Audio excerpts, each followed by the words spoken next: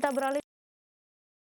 Kementerian Sosial menugaskan PT POS untuk menyalurkan bantuan program sembako tahun 2022 pada penerima manfaat di Sumatera Selatan. Diketahui ada 200.153 keluarga penerima manfaat yang sudah disalurkan sejak akhir Februari lalu hingga 3 Maret.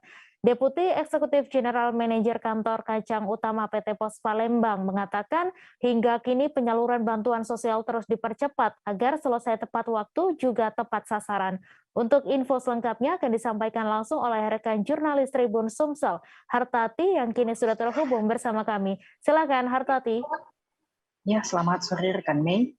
Oke, Tribunas, di Sumatera Selatan ini bantuan pangan sembako yang dikucurkan oleh Kementerian Sosial itu sudah dilakukan melalui kantor pos sejak 22 Februari lalu dan akan berlangsung hingga 10 Maret mendatang.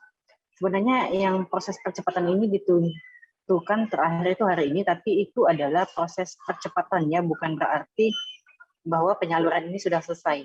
Nah, tribunsumsel.com sempat mewawancarai Eksekutif General Manager PT POS Kantor Cabang Utama Palembang, Muhar Mansah, mengatakan bahwa penyaluran ini dilakukan melalui kantor pos, baik itu melalui kantor itu sendiri ataupun loket-loket lain, dan juga dilakukan melalui komunitas, yakni menjangkau masyarakat yang belum ada kantor pos di daerah tersebut. Misalnya kalau di Sumatera Selatan itu terjadi di daerah yang cukup jauh dan sulit dijangkau, seperti di kawasan Desa Lalan, Musi Banyu Asin, di Sungsang, Banyu Asin, dan juga di Kabupaten Ogan Komering Ilir seperti di Cengal dan juga Pangpangan.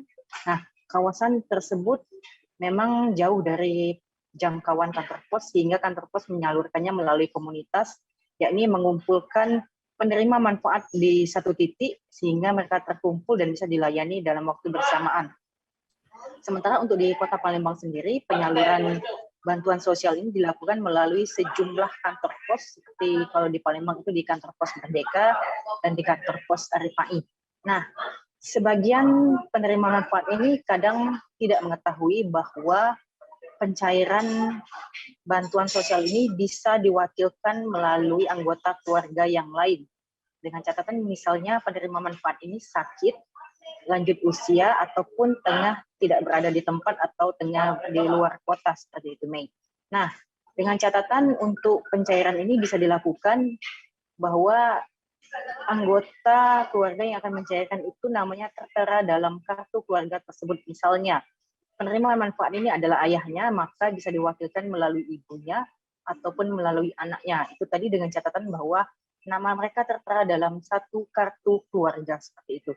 Dan syaratnya adalah pencairan ini, penerima manfaat ini yang akan mencairkan itu adalah membawa kartu keluarga asli, KK asli, KTP asli, dan surat undangan pencairan bantuan sosial ini. Nah, kemudian dari petugas pos nanti akan memverifikasi apakah data ini sesuai dan bukan data yang dipalsukan, seperti itu, dengan cara melakukan tanda tangan dan difoto menggunakan difoto dengan uang yang sudah diberikan, yakni 200.000 per bulan untuk 3 bulan, yakni Januari hingga Maret, atau sebesar 600.000, seperti itu, Mei.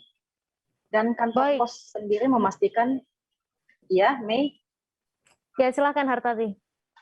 Ya, kantor pos sendiri memastikan bahwa mereka tidak bekerja sama dengan toko ataupun agen sembako lainnya. Jadi uang yang mereka terima itu murni Rp600.000, bukan bentuk barang dan juga tidak dipotong sama sekali, seperti itu, Mei. Baik, terima kasih Hartati dari Tribun Sumsel atas laporan Anda. Dan Tribuners, wartawan kami juga telah menghimpun wawancara dengan Deputi Eksekutif General Manager Kantor Kacang Utama PT POS Palembang. Berikut tayangannya untuk Anda. Kepada keluarga penerima manfaat bantuan pangan sembako, kami sampaikan jika berhalangan untuk hadir mengambil langsung bantuan pangan sembakonya, maka dapat diwakilkan kepada keluarga yang namanya tertera dalam satu kartu keluarga penerima manfaat sembako.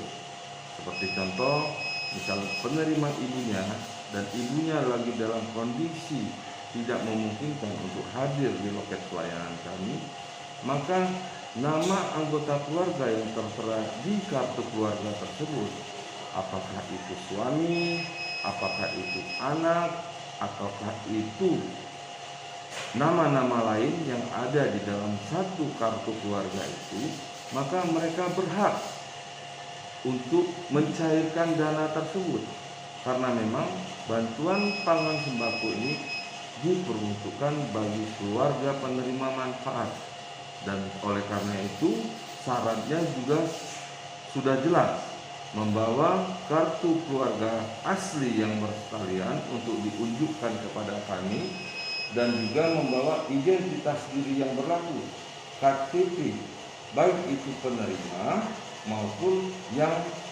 mengambil pada saat penyaluran bansos yang bertalian. Sekali lagi, tidak hanya karena sakit, karena lansia, karena disabilitas, cacat bawaan, juga mungkin karena saat ini tidak berdomisili atau sedang melakukan perjalanan keluar kota untuk sesuatu hal yang penting, sehingga